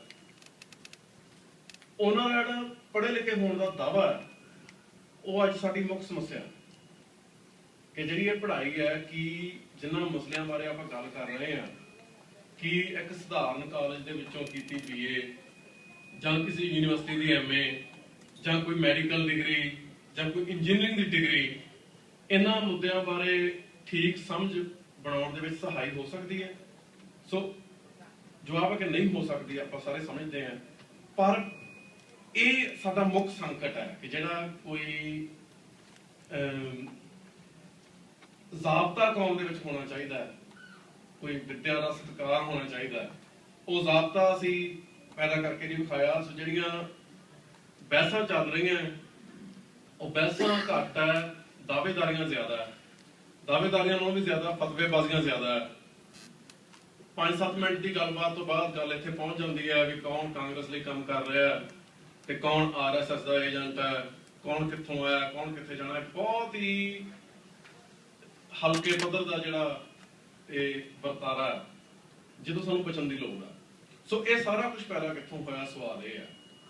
ਇਹਦਾ ਸਿੰਪਲ ਜਵਾਬ ਹੈ ਕਿ ਅੰਗਰੇਜ਼ ਜਿਹੜੇ ਆ ਉਹ ਇੱਕ ਰੈਸ਼ਨਲਿਸਟ ਥਿੰਕਿੰਗ ਦਾ ਪੈਟਰਨ ਲੈ ਕੇ ਆਏ ਜਿਹਨੂੰ ਸਿੱਖਾਂ ਨੇ ਸਿੰਘ ਸਭਾ ਦੇ ਦੌਰਾਨ ਅਡਾਪਟ ਕੀਤਾ। ਹੁਣ ਜਿਹੜੀ ਉਹ ਤਰਕਵਾਦੀ ਸੋਚਣੀ ਹੈ ਯੂਰਪ ਦੇ ਵਿੱਚੋਂ ਕਿੱਥੋਂ ਪੈਦਾ ਹੋਈ। ਜਿਹੜੀ ਧਰਮ ਦੀ ਸੋ-ਕਾਲਡ ਨਵੀਂ ਵਿਆਖਿਆ ਹੈ ਉਹ ਯੂਰਪ ਦੇ ਵਿੱਚ ਕਿੱਥੋਂ ਆਈ। ਈਸਾਈਅਤ ਦੀਆਂ ਬਹੁਤ ਸਾਰੀਆਂ ਸੰਪਰਦਾਵਾਂ, ਪਰ ਇਸ ਕੰਟੈਕਸਟ ਦੇ ਵਿੱਚ ਜਿਹੜੀਆਂ ਦੋ ਮੁੱਖ ਦਾ ਮੈਂ ਜ਼ਿਕਰ ਕਰਨਾ ਚਾਹੂੰਗਾ ਉਹ ਕੈਥੋਲਿਕ ਤੇ ਪ੍ਰੋਟੈਸਟੈਂਟ ਹੈ। ਜਿਹੜਾ ਪ੍ਰੋਟੈਸਟੈਂਟ ਕ੍ਰਿਸਚੀਅਨਿਟੀ ਹੈ ਜਿਹੜੀ ਉਹ ਜਰਮਨੀ ਤੇ ਫਰਾਂਸ ਦੇ ਵਿੱਚੋਂ ਓਰੀਜੀਨੇਟ ਹੁੰਦੀ ਹੈ। ਜਰਮਨੀ ਦਾ ਜਿਹੜਾ ਥਿਓਲੋਜੀਅਨ ਤੇ ਪ੍ਰਚਾਰਕ ਮਾਰਟਨ ਲੂਥਰ ਹੈ ਉਹ 1521 ਦੇ ਵਿੱਚ ਜਿਹੜਾ ਪ੍ਰੋਟੈਸਟੈਂਟਿਜ਼ਮ ਹੈ ਉਹਦੀ ਸ਼ੁਰੂਆਤ ਕਰਦਾ ਹੈ। ਭਾਵੇਂ ਕਿ ਆਪਣੀਆਂ ਲਿਖਤਾਂ ਦੇ ਵਿੱਚ ਜਿਹੜਾ ਮਾਰਟਨ ਲੂਥਰ ਹੈ ਉਹ ਫਲਸਫੇ ਨੂੰ ਬਹੁਤ ਸਖਤੀ ਨਾਲ ਲੈਂਦਾ ਤੇ ਫਲਸਫਾਨਾ ਪਹੁੰਚ ਨੂੰ ਰੱਦ ਕਰਦਾ ਹੈ, ਪਰ ਐਕਚੁਅਲੀ ਜਿਹੜੀ ਮਾਰਟਨ ਲੂਥਰ ਦੀ ਥਿੰਕਿੰਗ ਹੈ ਉਹ ਫਿਲਾਸਫੀ ਨੇ ਸ਼ੇਪ ਕੀਤੀ ਹੈ। ਸਪੈਸੀਫਿਕ ਹੋ ਕੇ ਗੱਲ ਕਰਨੀ ਹੋਵੇ ਤਾਂ ਜਿਹੜੀ ਗ੍ਰੀਕ ਫਿਲਾਸਫੀ ਹੈ ਉਹਨੇ ਜਿਹੜੀ ਮਾਰਟਨ ਲੂਥਰ ਦੀ ਧਰਮ ਬਾਰੇ ਪਹੁੰਚ ਹੈ ਉਹਨੂੰ ਨਿਸ਼ਚਿਤ ਕੀਤਾ। ਜਿਹੜੇ ਪ੍ਰੀ ਸੋਕਰੈਟਿਕਸ ਹੈ, ਹੈਰਾਕਲੀਟਸ, ਥੇਰੀਜ਼ ਵਰਗੇ ਫਿਲਾਸਫਰ, ਉਹਨਾਂ ਦੇ ਵਿੱਚੋਂ ਜਿਹੜੀ ਡਾਇਲੈਕਟੀਕਲ ਥਿੰਕਿੰਗ ਹੈ, ਥੀਸਿਸ, ਐਂਟੀਥੀਸਿਸ ਤੇ ਸਿੰਥੀਸਿਸ, ਇੱਕ ਬੰਦਾ ਇੱਕ ਵਿਚਾਰ ਲੈ ਕੇ ਆਉਂਦਾ, ਦੂਜਾ ਉਹਦੇ ਬਿਲਕੁਲ ਵਿਰੋਧੀ ਵਿਚਾਰ ਲੈ ਕੇ ਆਉਂਦਾ, ਤੇ ਤੀਜਾ ਉਹਨਾਂ ਦੋਵਾਂ ਨੂੰ ਮੇਲ ਕੇ ਇੱਕ ਨਵਾਂ ਵਿਚਾਰ ਕੱਢ ਕੇ ਲੈ ਕੇ ਆਉਂਦਾ। ਇਹਨੂੰ ਡਾਇਲੈਕਟੀਕਲ ਥਿੰਕਿੰਗ ਕਹਿੰਦੇ ਆ। ਇਹ ਪ੍ਰੀ ਸੋਕਰੈਟਿਕਸ ਤੋਂ ਸ਼ੁਰੂ ਹੁੰਦੀ ਹੈ।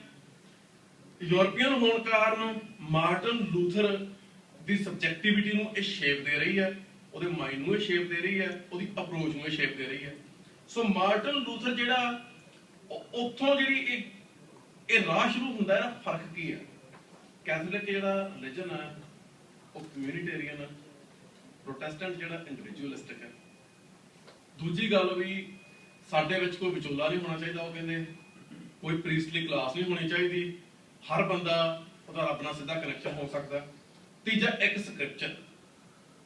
ਸੋ ਇਹ ਆਈਡੀਆਜ਼ ਜਿਹੜੇ ਪ੍ਰੋਟੈਸਟੈਂਟਿਜ਼ਮ ਇਮਰਜ ਕਿਉਂ ਹੋਇਆ?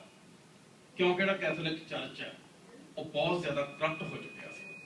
ਕਿਉਂਕਿ ਜਿਹੜੀਆਂ ਕੈਥੋਲਿਕ ਚਰਚ ਦੇ ਵਿੱਚ ਪ੍ਰੈਕਟਿਸਿਸ ਹੁੰਦੀਆਂ ਸੀ, ਉਹਦਾ ਧਰਮ ਨਾਲ ਕੋਈ ਦੂਰ ਦਾ ਸੰਬੰਧ ਜਿਹੜਾ ਐਸਟੈਬਲਿਸ਼ ਕਰਨਾ ਵੀ ਮੁਸ਼ਕਲ ਹੈ। ਜਿਵੇਂ ਇਨਕੁਇਜ਼ੀਸ਼ਨ, ਜਿਹੜੇ ਮਾਡਰਨ ਪੁਲਿਸ ਟਾਰਚਰ ਦੇ ਸਾਰੇ ਮੈਥਡ ਹੈ ਉਹ ਕੈਥੋਲਿਕ ਚਰਚ ਦੀ ਇਨਕੁਇਜ਼ੀਸ਼ਨ ਦੇ ਵਿੱਚੋਂ ਆਏ ਆ। ਉਹ ਸਾਰੀ ਜਿਸ ਤਰੀਕੇ ਨਾਲ ਲੋਕਾਂ ਨੂੰ ਬੰਨ੍ਹ ਕੇ ਅੰਦਰ ਅੰਨ੍ਹੇਵਾਹ ਤਸ਼ੱਦਦ ਕਰਕੇ ਜਿਸ ਤਰ੍ਹਾਂ ਦੇ ਕਰਮ ਹੁੰਦੇ ਸੀ, ਹੁਣ ਇਹ ਹਿਸਟਰੀ ਕ੍ਰਿਸਚੀਅਨਿਟੀ ਦੀ ਹੈ, ਇਹ ਹਿਸਟਰੀ ਯੂਰਪ ਦੀ ਹੈ। ਯੂਰਪ ਦੇ ਵਿੱਚ ਰਿਲੀਜਨ ਦਾ ਕ੍ਰਾਈਸਿਸ ਆਇਆ, ਉਹਦਾ ਉਹਨਾਂ ਨੇ ਬਦਲ ਲੱਭਿਆ। ਬਦਕਿਸਮਤੀ ਨਾਲ ਸਾਡੀ ਧਰਤੀ ਤੇ ਅੰਗਰੇਜ਼ ਦਾ ਰਾਜ ਹੋਇਆ। ਅੰਗਰੇਜ਼ ਨੇ ਜਿੰਨੀਆਂ ਬਿਮਾਰੀਆਂ ਯੂਰਪ ਦੇ ਵਿੱਚ ਚੱਲਦੀਆਂ ਸੀ ਉਹ ਲਿਆ ਕੇ ਇੱਥੇ ਜਮਾਤੀਆਂ, ਇੱਥੇ ਐਸਟੈਬਲਿਸ਼ ਕਰਤੀਆਂ। ਅਸੀਂ ਅੰਨੇ ਹੋਏ ਉਹਨਾਂ ਵਿਆਖਿਆ ਪ੍ਰਣਾਲੀਆਂ ਦੇ ਹਿਸਾਬ ਨਾਲ ਆਪਣੀਆਂ ਪਰੰਪਰਾਵਾਂ ਨੂੰ, ਆਪਣੇ ਇਤਿਹਾਸ ਨੂੰ, ਆਪਣੇ ਧਰਮ ਨੂੰ, ਆਪਣੇ ਸੱਭਿਆਚਾਰ ਨੂੰ, ਆਪਣੇ ਸਾਹਿਤ ਨੂੰ, ਆਪਣੀ ਰਾਜਨੀਤੀ ਨੂੰ ਉਹਦੇ ਤਹਿਤ ਨਵੇਂ ਸਿਰੇ ਤੋਂ ਪ੍ਰਭਾਵਿਤ ਕਰਨਾ ਸ਼ੁਰੂ ਕਰਤਾ। ਸੋ ਗੱਲ ਅੱਗੇ ਚੱਲਦੀ ਆ। ਇਹਦੇ ਪੈਰਲਲੀ 100 ਸਾਲ ਬਾਅਦ ਜਿਹੜਾ ਕਾਰਟੀਜ਼ੀਅਨ ਰੈਸ਼ਨਲਿਜ਼ਮ ਹੈ, ਜਿਹਦੇ ਚ ਜਿਹੜਾ ਹਿਊਮਨ ਸੈਲਫ ਹੈ ਉਹਨੂੰ ਵੱਖਰੇ ਤੌਰ ਤੇ ਇੰਡੀਵਿਜੂਅਲੀ ਡਿਫਾਈਨ ਕਰਨ ਦੀ ਕੋਸ਼ਿਸ਼ ਕੀਤੀ ਜਾਂਦੀ ਹੈ। ਜਿਹੜਾ ਕਾਰਟੀਜ਼ੀਅਨ ਡੁਐਲਿਟੀ ਹੈ ਉਹ ਹੈ ਕਿ ਜਿਹੜੇ ਦੇਹ ਤੇ ਅੰਦਰਲੀ ਰੂਹ ਇਹ ਇੱਕ ਚੀਜ਼ਾਂ ਨਹੀਂ ਹੋ ਸਕਦੀਆਂ, ਇਹ ਦੋ ਅੱਡ-ਅੱਡ ਚੀਜ਼ਾਂ। ਜਿਹੜੀ ਉਹਦੀ ਫੇਮਸ ਫਰੇਜ਼ ਹੈ ਕੁਜੀਟੋ ਇਰਗੋ ਸੁਮ, ਉਹਦਾ ਮਤਲਬ ਹੈ ਆਈ ਥਿੰਕ ਦੇਅਰਫੋਰ ਆਈ ਐਮ। ਇਹਦਾ ਕੀ ਮਤਲਬ ਹੈ ਵੀ ਜਿਹੜਾ ਹਿਊਮਨ ਬੀਇੰਗ ਆ ਉਹ ਥਿੰਕਿੰਗ ਬੀਇੰਗ ਹੈ। ਜਿਹੜੀ ਮਨੁੱਖ ਨੂੰ ਮੂਲ ਚੀਜ਼ ਪ੍ਰਭਾਸ਼ਿਤ ਕਰਦੀ ਆ ਉਹ ਉਹਦੀ ਸੋਚਣ ਦੀ ਸਮਰੱਥਾ ਹੈ। ਸੋ ਬੰਦੇ ਦਾ ਦਿਮਾਗ ਬੰਦੇ ਦੀ ਸੋਚਣ ਦੀ ਸ਼ਕਤੀ ਬੰਦੇ ਨੂੰ ਡਿਫਾਈਨ ਕਰਦੀ ਹੈ। ਇਹ ਕਾਰਟੀਜ਼ੀਅਨ ਥਿੰਕਿੰਗ ਹੈ, ਯੂਰਪੀਅਨ ਰੈਸ਼ਨਲਿਜ਼ਮ ਹੈ। ਇਹਦੇ ਆਧਾਰ ਤੇ ਗੁਰਮਤ ਦੀ ਵਿਆਖਿਆ ਕਿਵੇਂ ਕੀਤੀ ਜਾ ਸਕਦੀ ਹੈ? ਗੁਰਮਤ ਅਸੀਂ ਗੁਰਬਾਣੀ ਤੋਂ, ਸ੍ਰੀ ਗੁਰੂ ਗ੍ਰੰਥ ਸਾਹਿਬ ਦੇ ਆਧਾਰ ਤੇ ਗੁਰਮਤ ਨੂੰ ਸਮਝਦੇ ਆ, ਉਹਦਾ ਰਾਹ ਤੇ ਚੱਲਣ ਦੀ ਕੋਸ਼ਿਸ਼ ਕਰਦੇ ਆ। ਗੁਰਬਾਣੀ ਦੇ ਵਿੱਚੋਂ ਜਿਹੜਾ ਮਨੁੱਖ ਨਿਕਲਦਾ ਹੈ, ਨਾ ਤਾਂ ਉੱਥੇ ਦੇਹ ਤੇ ਰੂਹ ਦੀ ਕੋਈ ਡੁਐਲਿਟੀ ਹੈ ਵੀ ਦੋ ਅੱਡ-ਅੱਡ ਚੀਜ਼ਾਂ, ਨਾ ਕੋਈ ਇੰਡੀਵਿਜੂਅਲਾਈਜ਼ਡ ਸੈਲਫ ਹੈ ਜਿਹੜਾ ਆਈਸੋਲੇਟ ਕਰਕੇ ਬਾਹਰ ਕੱਢਿਆ, ਨਾ ਹੀ ਉੱਥੇ ਜਿਹੜੀ ਥਿੰਕਿੰਗ ਦੀ ਫੈਕਲਟੀ ਹੈ ਉਹਨੂੰ ਇੰਨੀ ਸੁਪਰੀਮੇਸੀ ਦਿੱਤੀ ਗਈ ਹੈ। ਸਗੋਂ ਜਿਹੜਾ ਤਰਕਵਾਦ ਹੈ, ਗਿਆਨ ਹੈ, ਉਹਨੂੰ ਇੱਕ ਝੱਖ ਮਾਰਨ ਵਾਲੀ ਐਕਟੀਵਿਟੀ ਜਿਹੜੀ ਹੈ, ਜਿਹਦੇ ਚ ਉਹਦੇ ਚ ਜਿਹੜੀ ਗੰਭੀਰਤਾ ਦੀ ਘਾਟ ਤੇ ਜਿਹੜੇ ਰੌਲੇ ਦੀ ਬਹੁਤਾਤ ਹੈ, ਇਹਦੇ ਵੱਲ ਗੁਰਬਾਣੀ ਸਾਨੂੰ ਇਸ ਕਿਸਮ ਦੇ ਸੁਝਾਅ ਵਾਰ-ਵਾਰ ਜਿਹੜੇ ਆ ਉਹ ਗੁਰੂ ਸਾਹਿਬਾਨ ਵੱਲੋਂ ਗੁਰਬਾਣੀ ਦੇ ਵਿੱਚ ਮਿਲਦੇ ਆ। ਇਹ ਇੱਕ ਹੋ ਗਿਆ। ਉਸ ਤੋਂ ਬਾਅਦ ਫ੍ਰੈਂਚ ਰੈਵੋਲੂਸ਼ਨ ਆਉਂਦਾ। ਫ੍ਰੈਂਚ ਰੈਵੋਲੂਸ਼ਨ ਦੇ ਵਿੱਚ ਜਦੋਂ ਰੈਵੋਲੂਸ਼ਨ ਜਿੱਤ ਜਾਂਦੇ ਆ, ਉਹਨਾਂ ਦੇ ਸਾਹਮਣੇ ਦੋ ਆਬਜੈਕਟਿਵ ਆ। ਪਹਿਲਾ ਆਬਜੈਕਟਿਵ ਆ ਇੱਕ ਰਿਪਬਲਿਕਨ ਕਨਸਟੀਟਿਊਸ਼ਨ ਤਿਆਰ ਕਰਨਾ, ਦੂਜਾ ਆਬਜੈਕਟਿਵ ਆ ਰਿਪਬਲਿਕਨ ਰਿਲੀਜਨ ਤਿਆਰ। ਉਸ ਵੇਲੇ ਤੱਕ ਜਿਹੜਾ ਕੈਥੋਲਿਕ ਚਰਚ ਹੈ ਉਹਦੀ ਪਾਵਰ ਬਰਕਰਾਰ ਸੀ। 19 ਜੰਗਾਂ ਹੋਈਆਂ, ਮਤਲਬ ਵੱਡੇ ਵੱਡੇ ਕਤਲੇਆਮ ਹੋਏ ਪ੍ਰੋਟੈਸਟੈਂਟਾਂ ਤੇ ਕੈਥੋਲਿਕਾਂ ਦੇ ਵਿੱਚ ਸਾਨੂੰ ਹੁਣ ਮਿਸ਼ਨਰੀ ਇੱਧਰ ਨੂੰ ਲੈ ਕੇ ਜਾ ਰਹੇ ਆ। ਹੁਣ ਸਾਡੇ ਉਸ ਤਰ੍ਹਾਂ ਦੇ ਹਾਲਾਤ ਜਿਹੜੇ ਪੈਦਾ ਕਰਨੇ ਚਾਹੁੰਦੇ ਆ, ਜਾਂ ਜਿਹੜੇ ਮਿਸ਼ਨਰੀਆਂ ਦੇ ਕੋਈ ਪਿੱਛੇ ਆ ਉਹ ਕਰਨਾ ਚਾਹੁੰਦੇ ਆ, ਰੱਬ ਜਾਣਦਾ। ਜਦੋਂ ਰਿਪਬਲਿਕਨ ਆਏ, ਪਹਿਲਾ ਰਿਪਬਲਿਕਨ ਕਨਸਟੀਟਿਊਸ਼ਨ ਦੇਣਾ ਇਹ ਸੌਖਾ ਟਾਸਕ ਸੀ। ਦੂਜਾ ਰਿਪਬਲਿਕਨ ਕਮਿਊਨਿਟੀ ਤਿਆਰ ਕਰਨੀ, ਜਿਹੜੀ ਫ੍ਰੈਂਚ ਰੈਵੋਲੂਸ਼ਨ ਦੇ ਆਈਡੀਅਲਸ ਵਾਲੀ ਥਿੰਕਿੰਗ ਹੋਵੇ ਜਿਹਦੀ। ਉਹ ਰਿਪਬਲਿਕਨ ਕਮਿਊਨਿਟੀ ਤਿਆਰ ਕਰਨ ਲਈ ਚਰਚ ਦੀ ਲੋੜ ਸੀ। ਸੋ ਉਹਨਾਂ ਨੇ ਪ੍ਰੋਟੈਸਟੈਂਟ ਚਰਚ ਜਿਹੜਾ ਉਹਨੂੰ ਕੈਥੋਲਿਕ ਦੇ ਮੁਕਾਬਲੇ ਤਰਜੀਹ ਦਿੱਤੀ। ਫ੍ਰੈਂਚ ਟਰਮ ਜਿਹੜੀ ਉਦੋਂ ਆਈ ਸਾਹਮਣੇ ਉਹ ਹੈਗੀ ਲਾਈਸੀਟੇ। ਲਾਈਸੀਟੇ ਦਾ ਮਤਲਬ ਹੈ ਸੈਕੂਲਰ, ਦਾ ਸੈਕੂਲਰ।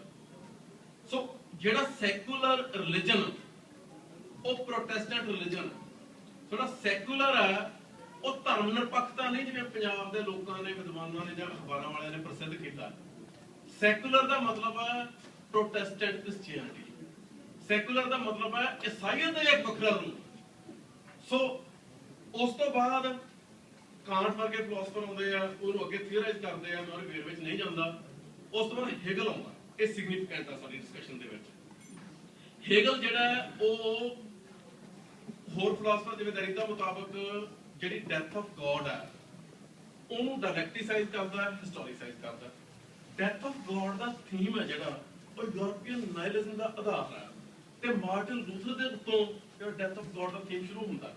ਹੈਗਲ ਪ੍ਰੋਟੈਸਟੈਂਟ ਹੈ ਤੇ ਹੈਗਲ ਆਪਣੇ ਫਿਲੋਸੋਫੀਕਲ ਡਿਸਕੋਰਸ ਦੇ ਵਿੱਚ ਜਿਹੜਾ ਗੋਡ ਹੈ ਉਹਨੂੰ ਐਬਸੋਲੂਟ ਸਪਿਰਿਟ ਨਾਲ ਰਿਪਲੇਸ ਕਰਦਾ। ਜਿਹੜੀ ਡਾਇਲੈਕਟਿਕਲ ਥਿੰਕਿੰਗ ਹੈਗਲ ਦੇ ਪਿੱਛੇ ਹੈ ਉਹ ਯੂਰਪੀਆਂ ਦੇ ਬਸਤੀਵਾਦੀ ਬਰਤਾਂਤ ਨੂੰ ਸ਼ੇਪ ਦਿੰਦੀ ਹੈ। ਉਸੇ ਬਰਤਾਂਤ ਤਹਿਤ ਜਿਹੜਾ ਅਰਨੈਸਟ ਟਰੰਪ ਆ ਉਹ ਹੈਗੇਲੀਅਨ ਆ, ਉਹ ਗੁਰੂ ਗ੍ਰੰਥ ਸਾਹਿਬ ਦੀ ਵਿਆਖਿਆ ਕਰਦਾ। ਇਹਦੇ ਬਾਰੇ ਪ੍ਰੋਫੈਸਰ ਅਰਜਨਪਾਲ ਸਿੰਘ ਮੰਡੇਰ ਨੇ ਕਿਤਾਬ ਲਿਖੀ ਹੈ ਬਹੁਤ ਕਮਾਲ ਦੀ, ਰਿਲੀਜਨ ਸਪੈਕਟਰ ਆਫ ਦਾ ਵੈਸਟ। ਇਹ ਆਈਡੀਆ ਮੈਂ ਉਹਨਾਂ ਦੀ ਲੈਕਚਰ ਦੇ ਆਧਾਰ ਤੇ ਦੇ ਰਿਹਾ। ਉਸੇ ਪਰੰਪਰਾ ਦੇ ਵਿੱਚ ਜਿਹੜਾ ਟਰੰਪ ਆ, ਟਰੰਪ ਦੇ ਜਿਹੜੇ ਖੜੇ ਕੀਤੇ ਸਵਾਲ ਆ, ਜਦੋਂ ਸਿੱਖ ਉਹਨਾਂ ਨੂੰ ਮੁਖਾਤਬ ਹੁੰਦੇ ਆ, ਉਦੋਂ ਟਰੰਪ ਦੇ ਖੜੇ ਕੀਤੇ ਸਵਾਲਾਂ ਨੂੰ ਜਦੋਂ ਸਿੱਖ ਮੁਖਾਤਬ ਹੁੰਦੇ ਆ, ਉਦੋਂ ਉਹ ਐਕਚੁਅਲੀ ਟਰੰਪ ਦੇ ਜਿਹੜੇ ਸੈੱਟ ਕੀਤੇ ਸਟੈਂਡਰਡ ਆ ਉਹਨੂੰ ਐਕਸੈਪਟ ਕਰ ਲੈਂਦੇ ਆ। ਜਿਹੜੇ ਘੇਰੇ 'ਚ ਟਰੰਪ ਗੱਲ ਕਰਨੀ ਚਾਹੁੰਦਾ ਉਸ ਘੇਰੇ 'ਚ ਗੱਲ ਕਰਨੀ ਚਾਹੁੰਦੇ। ਜੇ ਹੋਰ ਸਪਸ਼ਟ ਕਰਨੀ ਹੋਵੇ, ਧਰਮ ਦੀ ਜਿਹੜੀ ਵਿਆਖਿਆ ਟਰੰਪ ਲਈ ਬੈਠਾ ਉਸ ਵਿਆਖਿਆ ਦੇ ਆਧਾਰ ਤੇ ਸਿੱਖੀ ਨੂੰ ਸਹੀ ਸਾਬਤ ਕਰਨ ਦੀ ਕੋਸ਼ਿਸ਼ ਕੀਤੀ ਸਿੱਖ ਵਿਦਵਾਨਾਂ ਨੇ। ਇੱਥੋਂ ਸਾਡਾ ਜਿਹੜਾ ਇਹ ਅੱਜ ਦਾ ਕ੍ਰਾਈਸਿਸ ਆ ਉਹ ਸਾਰਾ ਸ਼ੁਰੂ ਹੋਇਆ। ਸੋ ਇਹ ਜਿਹੜਾ ਕ੍ਰਾਈਸਿਸ ਜਿੱਥੇ ਅਸੀਂ ਅੱਜ ਖੜੇ ਆ ਜਿਹੜੀ ਥਾਂ ਤੇ, ਉੱਥੇ ਕੀ ਆ ਵੀ ਸਿੰਘ ਸਭਾ ਤੋਂ ਲੈ ਕੇ ਜਦੋਂ ਤੋਂ ਸਿੱਖੀ ਦੀਆਂ ਮਾਡਰਨਿਸਟ ਵਿਆਖਿਆਵਾਂ ਸ਼ੁਰੂ ਹੋਈਆਂ ਅੱਜ ਤੱਕ ਜਿਹੜੇ ਇਹ ਲੀਹ ਦੇ ਬੰਦੇ ਆ ਉਹਨਾਂ ਨੂੰ ਕਾਰਟੀਜ਼ੀਅਨ ਜਾਂ ਕਾਂਟੀਅਨ ਰੈਸ਼ਨਲਿਜ਼ਮ ਦਾ ਜਾਂ ਹੈਗੇਲੀਅਨ ਮੈਟਾਫਿਜ਼ਿਕਸ ਦਾ ਜਾਂ ਬ੍ਰਿਟਿਸ਼ ਦੇ ਇੰਪੀਰੀਅਲਿਸਟ ਡਿਸਕੋਰਸ ਦਾ ਐਕਚੁਅਲੀ ਕੁਝ ਪਤਾ ਨਹੀਂ। ਉਹਨਾਂ ਨੂੰ ਸ਼ਾਇਦ ਇਹ ਸਾਰੇ ਜਿਹੜੇ ਫਿਲਾਸਫਰ ਆ ਇਹਨਾਂ ਦੇ ਨਾਮ ਹੀ ਨਾ ਪਤਾ ਹੋਣ। ਜਿਸ ਚੀਜ਼ ਨੂੰ ਤੁਸੀਂ ਅਡਾਪਟ ਕਰਕੇ ਸਿੱਖੀ ਨੂੰ ਨਵੇਂ ਸਿਰਿਓਂ ਪ੍ਰਭਾਸ਼ਿਤ ਕਰਨ ਦੀ ਕੋਸ਼ਿਸ਼ ਕਰ ਰਹੇ ਆ, ਉਹ ਫਲਸਫੇ ਦੀ ਤੁਹਾਨੂੰ ਬੁਨਿਆਦੀ ਪੱਧਰ ਦੀ ਜਾਣਕਾਰੀ ਕਿ ਨਹੀਂ, ਫਿਰ ਐਡੀ ਵੱਡੀ ਜਿਹੜੀ ਦਾਅਵੇਦਾਰੀ ਹੈ ਉਹ ਕਿਸ ਆਧਾਰ ਤੇ ਕੀਤੀ ਜਾਂਦੀ ਹੈ। ਜਿਹੜੀ ਹੁਣ ਥੋੜੀ ਜਿਹੀ ਭਾਸ਼ਾ ਸਖਤ ਹੈ ਪਰ ਸਾਰੀ ਐਕਟੀਵਿਟੀ ਹੈ ਜਿਹੜੀ ਉਹ ਬਹੁਤ ਰਿਡਿਕੂਲਸ ਲੈਵਲ ਦੀ ਐਕਟੀਵਿਟੀ ਹੈ, ਬਹੁਤ ਹਾਸੋਹੀਣਾ, ਜਿਵੇਂ ਸਾਰੀ ਗੱਲ ਦਾ ਇੱਕ ਤਮਾਸ਼ਾ ਬਣਾ ਦਿੱਤਾ ਗਿਆ। ਤੁਸੀਂ ਯੂਰਪੀਅਨ ਫਲਸਫੇ ਨਾਲ ਇੰਗੇਜ ਕਰ ਸਕਦੇ ਆ, ਕਿਸੇ ਨਾਲ ਵੀ ਡਾਇਲੌਗ ਹੋ ਸਕਦਾ ਤੁਸੀਂ, ਪਰ ਉਹਦੇ ਲਈ ਤੁਹਾਨੂੰ ਇੱਕ ਪ੍ਰੋਸੈਸ ਤੋਂ ਲੰਘਣਾ ਪੈਂਦਾ, ਉਹਦੇ ਟ੍ਰੇਨਿੰਗ ਲੈਣੀ ਪੈਂਦੀ ਹੈ, ਉਹਦੇ ਬਾਰੇ ਸਮਝ ਬਣਾਉਣੀ ਪੈਂਦੀ ਹੈ, ਇੱਕ ਪਰਸਪੈਕਟਿਵ ਡਿਵੈਲਪ ਕਰਨਾ ਪੈਂਦਾ, ਫਿਰ ਤੁਸੀਂ ਕੋਈ ਉਹਦੇ ਆਧਾਰ ਤੇ ਉਹਦੇ ਲਈ ਐਜੂਕੇਸ਼ਨ ਦਾ ਪ੍ਰੋਸੈਸ ਆ। ਲੋਕਾਂ ਨੇ ਚੈਨਲ ਬਣਾਏ ਆ, BA ਕਰੋ, MA ਕਰੋ, ਫਿਰ PhD ਕਰੋ, ਫਿਰ ਉਸ ਤੋਂ ਬਾਅਦ ਜਿਹੜੀ ਆਪਣੀ ਜ਼ਿਆਦਾ ਸੀਰੀਅਸ ਸਕਾਲਰਲੀ ਐਕਟੀਵਿਟੀ ਹੈ ਲਿਖਤਾਂ ਦੇ ਰੂਪ 'ਚ, ਉਹ ਬੰਦਾ ਸਾਰੀ ਉਮਰ ਦਾ ਕੰਮ ਹੈ। ਹੁਣ ਤੁਸੀਂ 3 ਸਾਲ ਦਾ ਇੱਕ ਕੋਰਸ ਕਰ ਲਓ ਜਿਸ 'ਚ ਬੇਸਿਕਲੀ ਗੁਰਬਾਣੀ ਕੰਠ ਕਰਾਈ ਜਾਂਦੀ ਹੈ। ਗੁਰਬਾਣੀ ਕੰਠ ਕਰਨਾ ਵੈਸੇ ਕੋਈ ਮਾੜੀ ਗੱਲ ਨਹੀਂ, ਪਰ ਸਕਾਲਰਲੀ ਐਕਟੀਵਿਟੀ ਦੀ ਸਿੱਖਾਂ 'ਚ ਕੋਈ ਅਣਹੋਂਦ ਨਹੀਂ ਰਹੀ।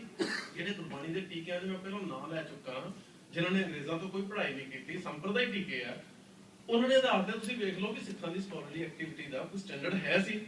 ਸੋ ਅੱਜ ਜਿਹੜਾ ਹੋ ਰਿਹਾ ਉਹ ਇਹ ਹੋ ਰਿਹਾ ਕਿ ਇੱਕ ਫਰੇਮਵਰਕ ਲੈ ਲਿਆ, ਜਿਹੜੀ ਚੀਜ਼ ਉਹ ਫਰੇਮਵਰਕ ਦੇ ਵਿੱਚ ਫਿੱਟ ਨਹੀਂ ਬੈਠਦੀ ਉਹ ਬ੍ਰਾਹਮਣਵਾਦ, ਜਿਹੜੀ ਚੀਜ਼ ਉਹ ਫਰੇਮਵਰਕ ਦੇ ਵਿੱਚ ਸੂਤ ਨਹੀਂ ਆਉਂਦੀ ਉਹ ਕਰਮਕਾਂਡ। ਇਹ ਸਾਰੇ ਆਈਡੀਅਲਸ ਪ੍ਰੋਟੈਸਟੈਂਟ ਆਈਡੀਅਲਸ ਹੈ। ਜਿਹੜੀ ਸਿੱਖੀ ਹੈ ਉਹ ਕਰ ਕੀ ਰਹੀ ਹੈ? ਸਿੱਖੀ ਮੁੱਖ ਤੌਰ ਤੇ ਉਹ ਸਿੱਖੀ ਦਾ ਪ੍ਰਕਾਸ਼ ਹੋਇਆ। ਗੁਰੂ ਸਾਹਿਬ ਨੇ ਬੰਦੇ ਨੂੰ ਕੀ ਕੀਤਾ? ਪਹਿਲਾਂ ਗੁਰੂ ਸਾਹਿਬ ਨੇ ਗੱਲ ਐਸਟੈਬਲਿਸ਼ ਕੀਤੀ ਬੇਸਿਕ, ਵੀ ਜਿਹੜਾ ਬੰਦਾ ਰੱਬ ਦਾ ਨਾਮ ਨਹੀਂ ਜਪਦਾ ਉਹਦੀ ਜਾਤ ਨੀਵੀਂ ਹੈ, ਜਿਹਦੇ ਅੰਦਰ ਨਾਮ ਹੈ ਨਹੀਂ, ਖਸਮ ਸਾਰੇ ਤੇ ਕਮਜਾਤ ਨਾਨਕ ਪ੍ਰਵਰ ਬਾਸਨਾ। ਸੋ ਬੰਦੇ ਦੇ ਉੱਤਮ ਹੋਣ ਜਾਂ ਨਾ ਹੋਣ ਦਾ ਆਧਾਰ ਇਹ ਨਹੀਂ ਵੀ ਉਹਦਾ ਜਨਮ ਕਿਹੜੇ ਘਰ 'ਚ ਹੋਇਆ, ਇਹ ਹੈ ਵੀ ਉਹਦੇ ਅੰਦਰ ਨਾਮ ਦਾ ਵਾਸਾ ਕਿੰਨਾ ਹੈ ਜਾਂ ਕਿੰਨਾ ਨਹੀਂ ਹੈ। ਇਹ ਇੱਕ ਜਨਰਲ ਸਟੈਂਡਰਡ ਸੈੱਟ ਹੋ ਗਿਆ। ਉਸ ਤੋਂ ਬਾਅਦ ਜਿਹੜੀ ਐਕਟੀਵਿਟੀ ਹੈ ਉਹ ਇੰਡੀਵਿਜੂਅਲ ਦੀ ਬਾਹਰੀ ਪ੍ਰਾਪਤੀਆਂ ਨਹੀਂ, ਦੇਖੋ ਕਿੰਨਾ ਵੱਡਾ ਜਰਨੈਲ ਹੈ, ਕਿੰਨੇ ਇਲਾਕੇ ਫਤਿਹ ਕਰਦਾ। ਇੰਡੀਵਿਜੂਅਲ ਦੀ ਅੰਦਰੋਂ ਕੀ ਟਰਾਂਸਫਾਰਮੇਸ਼ਨ ਹੁੰਦੀ ਹੈ? ਜਿਹੜੀ ਇੰਡੀਵਿਜੂਅਲ ਦੀ ਟਰਾਂਸਫਾਰਮੇਸ਼ਨ ਹੁੰਦੀ ਹੈ ਉਹ ਇੰਡੀਵਿਜੂਅਲ ਦੀ ਇੰਡੀਵਿਜੂਅਲ ਐਕਟੀਵਿਟੀ ਨਹੀਂ, ਉਹ ਕਲੈਕਟਿਵ ਐਕਟੀਵਿਟੀ ਹੈ। ਜਿਹੜੀ ਸੰਗਤ ਹੈ, ਤੁਸੀਂ ਸੰਗਤ ਦਾ ਹਿੱਸਾ ਬਣਨਾ ਹੈ, ਸੰਗਤ ਦਾ ਇੱਕ ਸਟੈਂਡਰਡ ਹੈ, ਸੰਗਤ ਗੁਰੂ ਰੂਪ ਹੈ, ਸੰਗਤ ਹੀ ਬੰਦੇ ਨੂੰ ਟਰਾਂਸਫਾਰਮ ਕਰਦੀ ਹੈ। ਸੋ ਕੋਈ ਡਾਇਲੈਕਟਿਕਲ ਪ੍ਰੋਸੈਸ, ਕੋਈ ਐਥੀਕਲ ਕੋਡ ਅਡਾਪਟ ਕਰਨਾ ਤੇ ਉਸ ਐਥੀਕਲ ਕੋਡ ਤੇ ਚੱਲਦੇ ਹੋਏ ਧਰਮੀ ਹੋਣ ਦਾ ਜਿਹੜਾ ਦਾਅਵਾ ਕਰਨਾ, ਸਿਧਾਂਤਾਂ ਨੂੰ ਪ੍ਰਣਾਏ ਹੋਣਾ। ਹੁਣ ਸਿਧਾਂਤਾਂ ਨੂੰ ਪ੍ਰਣਾਏ ਹੋਣਾ ਕੀ ਔਖਾ? ਤੁਸੀਂ ਜੋ ਮਰਜ਼ੀ ਖਾਓ, ਜੋ ਮਰਜ਼ੀ ਨਾ ਖਾਓ। ਤੁਸੀਂ ਮੀਟ ਖਾ ਲਓ, ਤੁਹਾਡੀ ਮੀਟ ਚੋਂ ਪ੍ਰੋਟੀਨ ਪੂਰੀ ਹੋ ਜਾਂਦੀ ਹੈ, ਨਾ ਖਾਓ ਤੁਹਾਨੂੰ ਹੋਰ ਬਹੁਤ ਕੁਝ ਮਿਲ ਜਾਂਦਾ। ਇੱਕ ਚੀਜ਼ ਨੂੰ ਖਾਓ ਜਾਂ ਇੱਕ ਨਾ ਖਾਓ, ਇੱਕ ਥਾਂ ਤੇ ਜਾਓ ਜਾਂ ਨਾ ਜਾਓ, ਇਹ ਕਰਨਾ ਕੀ ਔਖਾ? ਗੱਲ ਤਾਂ ਇਹ ਹੈ ਵੀ ਜਿਹੜੇ ਕਾਮ, ਕ੍ਰੋਧ, ਲੋਭ, ਮੋਹ, ਹੰਕਾਰ ਬੰਦੇ ਦੇ ਅੰਦਰਲੇ ਮਨ ਦੀ ਘਾਟ ਕਰਦੇ ਆ ਤੇ ਉਹਦੇ ਜੀਵਨ ਦੀ ਕੋਈ ਤਰਜ਼ ਨਿਸ਼ਚਿਤ ਕਰਦੇ ਆ, ਉਹਨਾਂ ਦੀ ਟਰਾਂਸਫਾਰਮੇਸ਼ਨ ਕਿਵੇਂ ਕਰਨੀ ਹੈ? ਉਹਨਾਂ ਤੋਂ ਬਚਣਾ ਨਹੀਂ, ਉਹਦੀ ਟਰਾਂਸਫਾਰਮੇਸ਼ਨ ਕਿਵੇਂ ਕਰਨੀ ਹੈ? ਬਚਣਾ ਕਿਉਂ ਨਹੀਂ? ਧਾਵੋ ਦਿਸਾ ਅਨੇਕ ਪ੍ਰੇਮ ਪ੍ਰਭ ਕਾਰਨੇ, ਪੰਜ ਸਤਾਵੈ ਦੂਤ ਕਵਣ ਬਦ ਮਾਰਨੇ। ਜਾਂ ਜਿਹੜਾ 12ਵਾਂ ਮਾਲ ਦੇ ਵਿੱਚ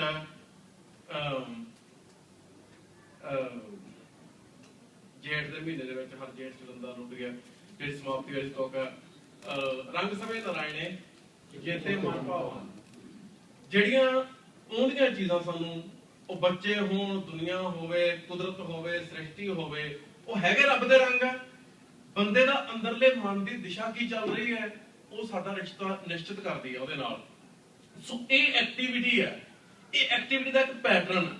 ਪੈਟਰਨ ਕੀ? ਅਸੀਂ ਜਾਂ ਗੁਰਬਾਣੀ ਦਾ ਪਾਠ ਕਰਦੇ ਹਾਂ, ਜਾਂ ਕੀਰਤਨ ਕਰਦੇ ਹਾਂ, ਜਾਂ ਤੁਸੀਂ ਸੇਵਾ ਕਰਦੇ ਹੋ। ਸੋ ਅਰਦਾਸ, ਸੇਵਾ, ਸਿਮਰਨ, ਇਹ ਜਿਹੜੀ ਡੇਲੀ ਐਕਟੀਵਿਟੀ ਆ, ਇਹ ਐਕਚੁਅਲੀ ਬੰਦੇ ਦੇ ਮਾਈਂਡ ਤੋਂ ਪਹਿਲਾਂ ਬੰਦੇ ਦੀ ਬਾਡੀ ਨੂੰ ਟ੍ਰਾਂਸਫਾਰਮ ਕਰਦੀ ਹੈ। ਜਿਹੜੀ ਦੇਹ ਆ ਬੰਦੇ ਦੀ, ਉਹ ਦੇਹ ਹੋਰ ਤਰ੍ਹਾਂ ਦੀ ਹੋ ਜਾਂਦੀ ਹੈ। ਇਹ ਪ੍ਰੋਸੈਸ ਨੂੰ ਤੁਸੀਂ ਸਿਰਫ ਇਸ ਗੱਲ ਤੇ ਸਾਰੇ ਨੂੰ ਰੱਦ ਕਰ ਦਿਓ ਕਿਉਂਕਿ ਤੁਸੀਂ ਕਿਤੋਂ ਅਫਵਾਹ ਸੁਣੀ ਹੈ ਵੀ ਤੱਕਵਾਦ ਚੰਗਾ ਹੁੰਦਾ ਤੇ ਬਾਕੀ ਸਾਰਾ ਕੁਝ ਮਾੜਾ ਹੁੰਦਾ। ਇਹ ਕੀ ਚੱਲ ਰਿਹਾ? ਹੁਣ ਦੂਜੀ ਗੱਲ ਜਿਹੜੀ ਮੈਂ ਪਹਿਲਾਂ ਕਹਿ ਕੇ ਹਟਿਆ ਵੀ ਜਿਹੜੇ ਬੰਦਿਆਂ ਨੇ ਪ੍ਰੋਪਰ ਟ੍ਰੇਨਿੰਗ ਨਹੀਂ ਲਈ ਉਹਨਾਂ ਨੂੰ ਵਿਦਵਾਨ ਹੋਣ ਦਾ ਦਾਅਵਾ ਨਹੀਂ ਕਰਨਾ ਚਾਹੀਦਾ। ਪਰ ਜੇ 10-20 ਲੱਖ ਜਾਂ ਸ਼ਾਇਦ ਜ਼ਿਆਦਾ ਲੋਕ ਕੁਝ ਬੰਦਿਆਂ ਨੂੰ ਵਿਦਵਾਨ ਮੰਨਦੇ ਆ, ਫਿਰ ਉਹਨਾਂ ਲਈ ਉਹ ਵਿਦਵਾਨ ਹੈਗੇ। ਫਿਰ ਜੋ ਕਹਿ ਰਹੇ ਆ ਉਹ ਦਿਸ਼ਾਵਾਂ ਨਿਸ਼ਚਿਤ ਵੀ ਹੋ ਰਹੀਆਂ, ਉਹਦੇ ਕੋਈ ਨਾ ਕੋਈ ਰਿਜ਼ਲਟ ਵੀ ਨਿਕਲ ਸਕਦੇ ਆ। ਮੈਂ ਜਿਹੜੀ ਵਿਸ਼ਫੁਲ ਰੋਮਾਂਟਿਸਾਈਜ਼ ਥਿੰਕਿੰਗ ਹੈ ਉਹਦੇ ਬੜਾ ਹੱਕ 'ਚ ਨਹੀਂ। ਮਿਸਾਲ ਦੇ ਤੌਰ ਤੁਸੀਂ ਲੈ ਲਓ, ਗੁਰਮਤਿ ਦੇ ਵਿੱਚ ਦੇਹਧਾਰੀ ਗੁਰੂ ਦਾ ਕੋਈ ਥਾਂ ਨਹੀਂ। ਸਿੱਖਾਂ ਚੋਂ ਨਿਕਲ ਕੇ ਨਾਮਧਾਰੀਆਂ ਨੇ ਇੱਕ ਦੇਹਧਾਰੀ ਗੁਰੂ ਡੰਮ ਚਲਾ ਲਿਆ, ਅਸੀਂ ਕੀ ਕਰ ਲਿਆ? ਉਹਦਾ ਚੱਲੀ ਜਾਂਦਾ, ਛੋਟਾ ਵੱਡਾ ਚੱਲੀ ਜਾਂਦਾ ਨਾ। ਜੇ ਕੱਲ